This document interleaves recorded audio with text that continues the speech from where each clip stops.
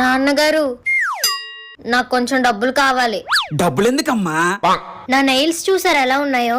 Neat గా nail polish పెట్టుకోవాలి. నాకు డబ్బులు ఇస్తే వెళ్ళి కొనుక్కుంటాను. డబ్బులు ఖర్చు పెట్టడం ఎందుకమ్మా? ఎదురింటి అమ్మాయినో పక్కింటి అమ్మాయినో అడుగుతానులే. నాకెవరివి వద్దు నాన్నగారు, నేనే కొనుక్కుంటాను.